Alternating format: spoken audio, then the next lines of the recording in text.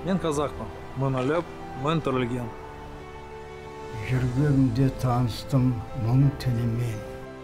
Жылағанда жүрегім күн тұтылып.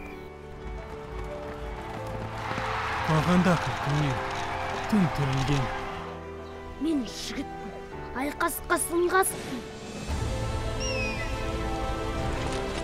Жүрегі бар кеудемде, шын ғашық. Жанартаудай жойқынмын, жылқынғанда. Шарықтасам, қыран боп, шыны ғашықтың. Мен қазақпын, азат қыз, ерік толмын. Жазалатан ғылымды, қазалатан. Жазалатын дүниелік дастандарды. Жазалатын тарихқа, қазақ атын. Мен қазақпын.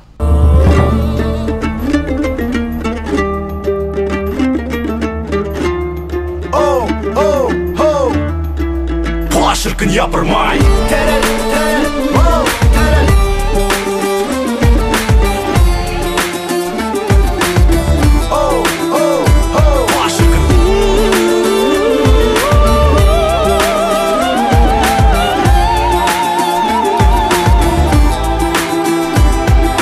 Мен қазақпын, тәуелсіз еркін елім, батылдық пен ерліктің өртенендім.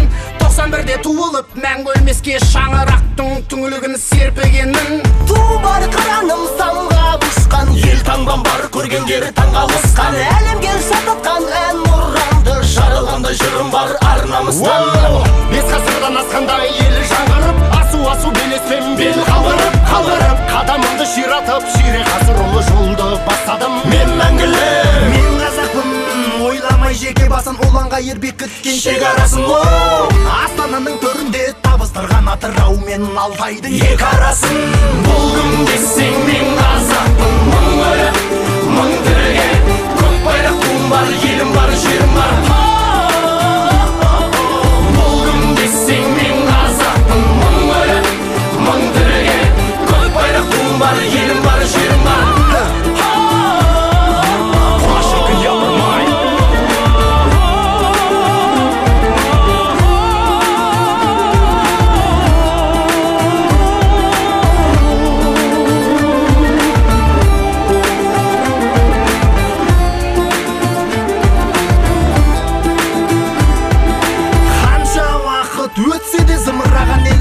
отаным тілім аман асқақтатып рухымды өр намысты ержүрек қылып өсірген ұлы далам мен қазақпын мейірбан халықпын мен мейірімін мұны әлем танып білген адамзаттың алаңдап тағдырына атымды да шаптырған алыппын мен қазақпын кенде емес дарынды ұлдан азаттықтың жолында жаным құрбан елін сүйген елбасы 25 жыл талай биік шыңдарды бағындырған мен қазақпын байрақ алған бабалары жер бетін жайлап алған дүниенің аралап төрт бұрышын ғарышты да игеріп айға барған бұл кім десең мен қазақпын мың өліп мың тіріге көк байрақ туым бар елім бар жерім бар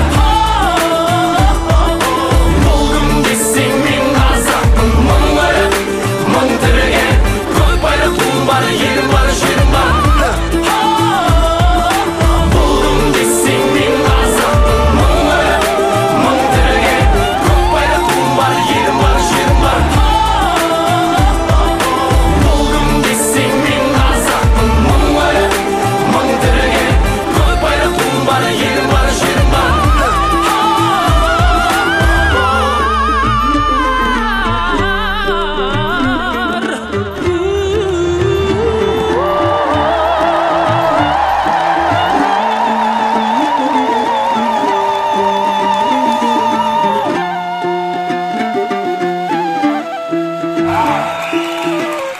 Здравствуйте, друзья! Наша программа началась с песни «Коземнун карасы», исполненной непревзойденным Эриком Курмангалиевым. Мы делали о нем наше видео в марте 2020 года. Ссылку мы оставим в описании. Вот что пишет наш подписчик Азия Сундет. Эрик Курмангалиев, как яркий метеор, пролетел над нашей планетой. Его удивительный, необыкновенный голос оказался невостребованным в советское время. Очень жаль, такие таланты рождаются раз в столетие. Светлая память этому удивительному человеку. Также мы начали наше видео со стихотворения «Я казах» Жубана Молдагалиева, известного поэта, лауреата Государственной премии СССР и народного писателя Казахской ССР, в этом году которому исполнилось бы 100 лет. Всего пару месяцев назад в городе Уральске был установлен памятник Жубану Молдагалиеву и были выпущены Национальным банком Казахстана в обращении коллекционные монеты, посвященные столетию народного писателя Казахской ССР, поэта Жубана Молдагалиева. Он написал множество лирических стихов и поэм, среди которых «Сель», «Орлиная степь», «Я казах». Особое значение имеет его книга «Разбившие оковы». Известный поэт также перевел на казахский язык множество произведений русских писателей, великого философа Назыма Хикмета. Вся литература Жубана Молдагалиева затем была переведена на многие языки мира. Жубан Молдагалиев писал: «Я не представляю нации казахов без братства с народами нашей страны, но при этом хочу, чтобы мир узнал моих соотечественников не только по характерным чертам лица, но и по звукам родного языка, по удивительной музыке абаевской поэзии, звучащей в устах. И хочется, чтобы у детей было достаточно казахских школ, детсадов, книг, песен. Дай Бог каждому такую родину, как наша». Мы не случайно обратились к этому стихотворению. Стихотворение было опубликовано в Инстаграме у Димаша 26 октября 2020 года. Именно это стихотворение является прологом к нашему видео, потому что наша программа сегодня будет посвящена песне «Коземнун карасы» Абая Кунанбаева и исполнителям, имеющим огромные рейтинги в интернете. Это Эрик Курмангалиев и Алибек Нишев. Стихотворение Жубана Молдагалиева «Я казах», представленное Димашем в своем инстаграме, это часть патриотической поэмы, которая является гордым поэтическим заявлением о своей нации, вызовом тем, кто отрицал национальную историю. Она была философской и эмоциональной встряской общества, национального самосознания казахов. Хотя поэма была написана в 1966 году, уже в наше современное время, однако она отражает национальный дух как исторических личностей, казахских мыслителей, реформаторов казахского общества, так и наших современников. Эту песню пели многие, не только казахстанские, но и мировые исполнители. Этот список, безусловно, может быть пополнен и другими талантливыми исполнителями, но я хочу сосредоточить ваше внимание на том, что в этом списке исполнителей песни «Козымның қарасы», впрочем, как и других песен великого Абая, гения мирового масштаба, нет Димаша. Я вам объясню почему. Только для этого нужно подписаться на наш канал, нажать на колокольчик, чтобы вы не пропустили следующую программу, и поставить свой лайк, если видео вам понравится. Итак, начинаем. В этом году все мировое сообщество отмечает юбилей под эгидой ЮНЕСКО 175 лет великого сына казахского народа, акына, философа, композитора, общественного деятеля, основоположника казахской письменной литературы, реформатора культуры в духе сближения с европейской культурой Абая Кунанбаева. Со школьной скамьи мы знаем о вкладе социально-философских мыслей Абая в развитие казахского, а теперь уже и казахстанского общества. На Абая влияли традиции романтических поэм Пушкина, Лермонтова, Иоганна Гёте и Джорджа Байрона. Особенно Абаю была близка поэзия Михаила Юрьевича Лермонтова. Так, в 1780 году Гёте написал свою ночную песню «Странника», которая через 60 лет была переведена Лермонтовым. Этот стих был переложен Абаем Кунанбаевым на казахский язык, после чего он стал народной песней «Горы дремлют в темной ночи». Über allen Gipfeln ist Ruhe. In allen Wipfeln spürst du kaum einen Hauch. Die Vögelein schweigen im Walde, warte nur, balde ruhst du auch.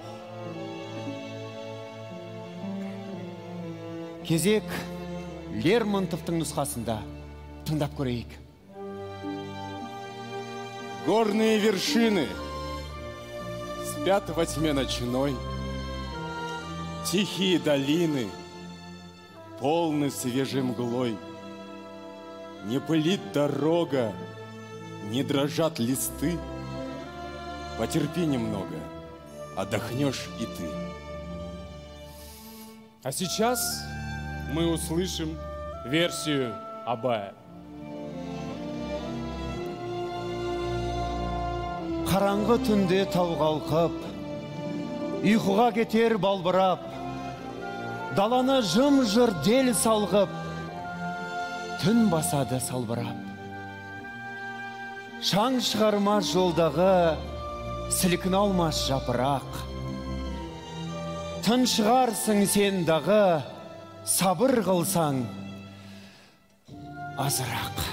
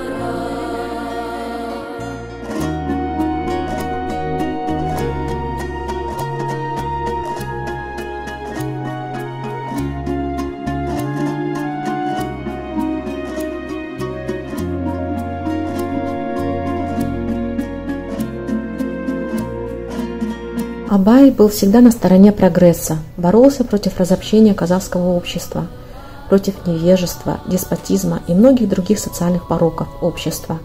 Он стал проводником, начавший входить в казахскую степь новой культуры. Абай призывал народ к знанию, науке, образованию. Он стал народным поэтом в подлинном смысле этого слова. В своих песнях, в том числе и в песне «Коземнын карасы», мы слышим отголоски того непростого времени, когда менялись общественные устои казахского общества в соответствии с колониальной политикой царизма, когда нарастал протест среди народа против колонизаторского ига российского правительства, когда казахское общество на рубеже 19-20 веков в переломный этап всего человечества как никогда нуждалось в развитии экономическом, социальном, культурном. В песнях Абая мы чувствуем не только народность, отражающую образ и стиль жизни, но и прогрессивные мысли, современные тенденции в обществе того времени. Трудные были времена для казахского общества, и такие ведущие силы, как Абай Кунанбаев, Алихан Бөкейханов, Ахмет Байтурсынов, Ибрай Алтынсарин, Мыржакып Дулатов и другие стояли в авангарде общества, сохраняли для будущих поколений национальную самобытность, целостность, государственность казахского общества. Все певцы исполняют эту песню по-разному, но одно нужно подчеркнуть, что современные певцы вкладывают в эту песню свое прочтение того времени, понимание народного духа того поколения, которое видел все тяготы казахского общества. Ты — зрачок глаз моих, пламень душ золотых, сердцу мук не избыть и не скрыться от них. Весь в слезах я брожу, и тоской исхожу, жемчуг слов дорогих для тебя нахожу. Яркий рот, словно мед, блеск зубов, словно лед. Потерял я покой, взгляд живой, сердце жжет. Ты грустна, даль темна, ты ясна, мне весна. Смех твой звон соловья, вся душа им полна. Мы повторимся, что в самом начале вы прослушали песню «Коземнын карасы» в исполнении Эрика Курмангалиева. Мы хотели бы вспомнить исполнение песни «Коземнын карасы» другим выдающимся певцом. Это Алибек Днишев, о творчестве которого мы говорили в прошлой передаче. Ссылку мы оставим в описании нашего видео. Давайте послушаем исполнение песни «Коземнын карасы» Алибеком Днишевым.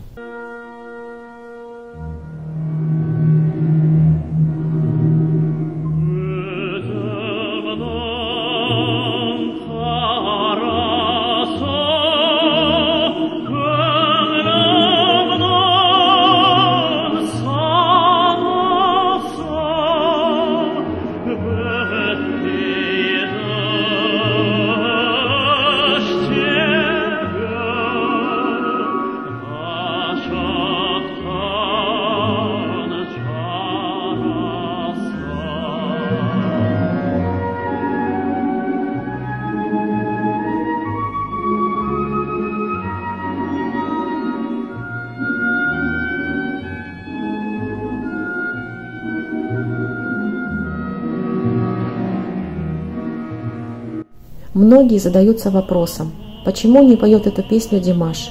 Ведь каждый уважающий себя казахстанский певец, имеющий талант и народную признательность, должен иметь в своем репертуаре песни Абая Кунанбаева. Мы искали ответ на этот вопрос и просмотрели множество различного материала в интернете. Сегодня мы сможем вам ответить, почему. Хотели бы обратить ваше внимание на интервью с родителями Димаша. Программа называется «Нурт Лео» от 18 января 2020 года. Вы также можете ее посмотреть. Эта передача представлена субтитрами на русском языке. Мы оставим ссылку под нашим видео в описании. В передаче один из известных казахстанских журналистов Нурт Лео Имангали Улы задал множество вопросов родителям Димаша. В последнее время не только Димаш, но и родители Димаша имеют большой интерес со стороны СМИ. Димаш, его семья, даже его фанаты имеют большое значение в изучении Димаша, как нового, неординарного явления, пение которого приводит в восторг миллионы людей на планете. Ведь кто, как не родители, мама, папа, бабушка и дедушка, имеет прямое отношение к Димашу на формирование его взглядов, его профессиональных и жизненных навыков, ценностей современного общества. Кроме того, они не просто родители, а среднее поколение казахстанского общества, которое имеет свою социальную и гражданскую позицию, и на которых равняются сейчас многие семьи как в Казахстане, так и за ее пределами. Потому что семья Димаша несет благой посыл в нашу повседневную жизнь, уважение и почитание старших, отношения в семье детей и родителей, пример прекрасного воспитания молодого поколения. Поэтому семья Айтбаевых является частым гостем на радио и телевидении в Казахстане и за рубежом. Например, в Лондоне, когда были приглашены на интервью для BBC News не только сам Димаш, но и его отец Канат Айтбаев перед большим сольным концертом год тому назад. Вернемся к интервью казахстанского журналиста Нуртлеу Имангали Улы с родителями Димаша. Интервью началось с реплики со стороны журналиста. В Китае в связи с популярностью Димаша книга «Путь Абая» Мухтара Ауэзова была переведена и выпущена уже 2 раза по 500 экземпляров 1,5-миллиардному читателю. Эту работу не смог сделать ни один ученый, ни один институт, ни одна академия, начиная с советского периода. Реплика известного журналиста дает нам задуматься еще глубже о творчестве Димаша. Его талант распространяется по всему миру очень быстро, и мы замечаем интерес всего человечества к певцу, голос которого является уникальным.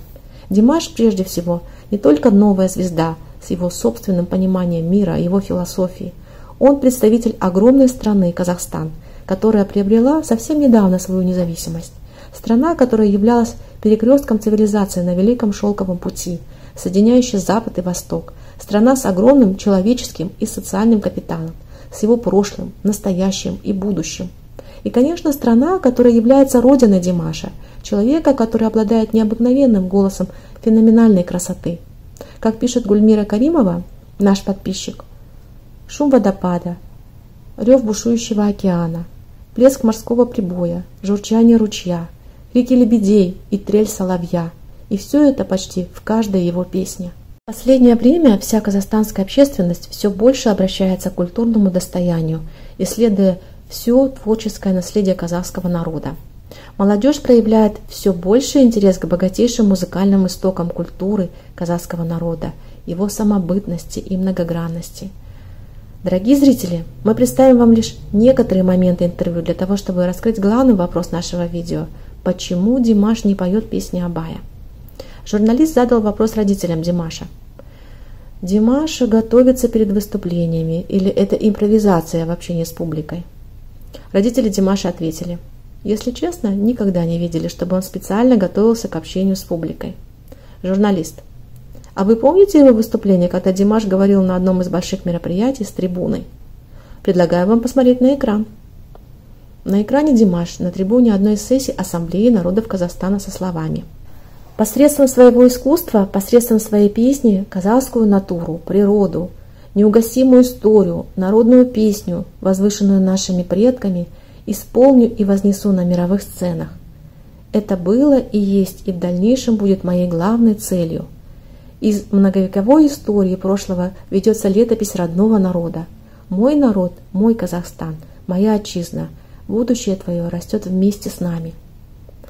Родители дополнили: мы немного были в замешательстве, времени на подготовку не было. Димаш лишь обмолвился. Сейчас немного накидаю мыслей, так и скажу. Журналист задал следующий вопрос.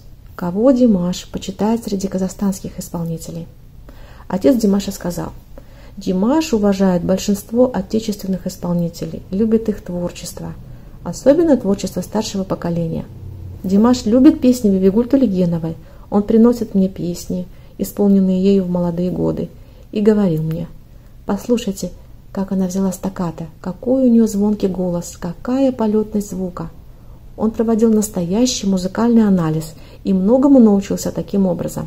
Я до сих пор помню его восхищение, какое огромное наслаждение и радость он получал от этого. Песни Алибека Днишева, Розы Рымбаевой, Ермека Серкебаева и вообще в нашем песенном искусстве в сфере музыки много достойных, у них можно многому научиться.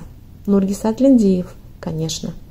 Есть кого он слушает среди представителей народного искусства. Конечно, он любит традиционное искусство. Димаш слушает традиционных певцов.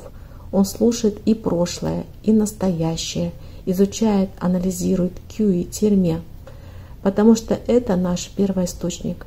И зерна роста и развития музыки именно там произрастает. Дальше журналист Нуртлеу Имангали Улы продолжил. Димаш, который другую страну познакомил с Абаем, мог бы включить 1-2 песни в свой репертуар. Такое у меня предложение. Отец Димаша сказал следующее. В творчестве Димаш очень скрупулезен. Он долго напевает песню, пропуская через свою душу, переосмысливает ее, чтобы прочувствовать. И только когда он понимает, что песня готова, она созрела, он может исполнить ее в своем видении. Поэтому и думаю, когда песня абсолютно созреет, тогда и представит Димаш песню. Мама Димаша добавила, когда-то Димаш в Китае участвовал в одном из красивых больших концертов телеканала CCTV. На этом концерте, если я не ошибаюсь, он исполнил песню «Жасмин». Позже Димаш говорил, что у китайцев к этой песне особенно трепетное уважительное отношение, что исполнить эту песню не каждому разрешено, и тем более не разрешают ее петь иностранным певцам. Видите, он очень уважает песню. Это чтобы ей никто не навредил. Надо же беречь лучшие варианты. Организаторы концерта так и сказали, что не каждому дают эту песню, на нее дают разрешение, и что это большая ответственность, большое уважение, большое доверие. Так они сказали. И тогда я задумалась, ведь песни Абая тоже не должны легко доставаться каждому. Должен быть уровень. Чтобы петь песни Абая, ты должен хотя бы прочитать, понять, дотянуться до него. Надо придерживаться таких рамок, такого уровня. Слова мамы Светланы Айтбаевой напомнили нам еще раз, что к казахстанской культуре нужно обращаться с большим уважением, бережно хранить и передавать из поколения в поколение бесценное творческое наследие. И Димаш, как представитель молодого поколения, в основе репертуара которого казахские, народные, классические и современные песни, исполняет их на высоком профессиональном уровне, представляя ее в таком виде, в каком она была задумана в самом начале автором и композитором песни. Ведь любую песню всегда легко испортить, исказив мелодию и даже слова. Я, автор этого канала, помню от своей бабушки Нагимы Арыновой, которая была автором песни «Алматы Таны» «Утренний рассвет Алматы», вместе с композитором Асетом Бесиуловым, она всегда прислушивалась к правильному исполнению песни. Старшее поколение хвалило и признавало тех певцов, которые безукоризненно пели казахские песни. Для них это было очень важным. Почему? Потому что они очень трепетно относились к песенному творчеству. Полагаю, Димаш в своем исполнительском мастерстве соответствует всем серьезным параметрам и требованиям исполнения народных песен. И взрослое поколение, несомненно, по достоинству оценивает исполнение казахских песен Димаша, дав ему не одно бата, благословение на будущее Димаша. И еще очень важная мысль. Мы, взрослое поколение, радуемся, что наше будущее в надежных руках таких, как Димаш и его ровесники. В нынешнее неспокойное, тревожное время молодежь осознает необходимость сохранения своих истоков. Нет человека без нации, нет человека без Родины. Творчество великого Абая приобретает свою жизненную актуальность, потому что нет движения вперед без прогресса, без развития общества, без становления и формирования новой личности. Не Жарым Адам, половинчатый человек, а Толык Адам, то есть полная, всесторонняя личность, как говорил великий Абай. Дорогие друзья, сегодня мы разучим с вами песню «Карагым Ай». История песни такова. Более 25 лет назад поэт Шамышбай Сариев написал текст песни «Карагым Ай». Песню он хотел посвятить своей дочери, которая выходила замуж. Отец вложил в текст свои переживания и мысли о том, как сложится жизнь дочери с ее избранником, что ее впереди ожидает. Делился с дочерью о смысле жизни. Поэт писал: «Самый главный смысл жизни – это любовь. Жизнь, прожитая без любви, пуста. Все богатства, накопленные за всю жизнь, не стоят даже одного дня, прожитого в любви». Поэт попросил своего друга, известного композитора Кенеса Дусикеева, написать музыку. Композитор пишет музыку к песне, вспоминает свою единственную сестру, которая, не успев выйти замуж, умерла в 19-летнем возрасте. Представляет, какие чувства испытывал бы отец, если выдавал бы ее замуж. Поэтому песня получилась не только о дочери поэта, которая выходит замуж, но и о сестре композитора, которая не дожила до своей свадьбы. В песне чувствуется грусть, печаль от несостоявшейся любви. Димаш исполнил песню «Карагым Ай» в своей интерпретации на концерте, посвященном 70-летию композитора в январе 2016 года. Композитору очень понравилось исполнение Димаша. Он аплодировал «Браво!».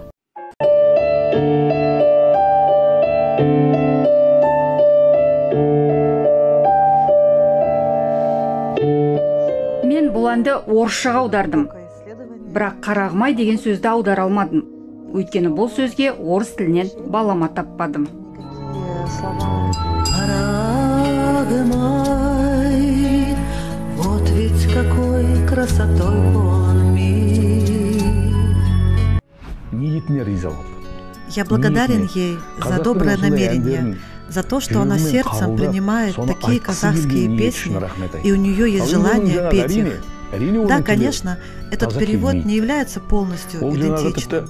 Но как бы человек ни старался, невозможно отразить в переводе все богатство казахского языка. Конечно, это очень приятно, что русская девушка поет песню «Қарағым-ай». В куплете песни, которую она перевела, только одно слово осталось в оригинале. Это «Қарағым-ай». Она сама говорит об этом. Нет прямого перевода слова «Қарағым-ай» ни на каком другом языке. Даже такой богатый русский язык не имеет абсолютного по значению слова. Поэтому она и оставила его без перевода. Мне это радостно.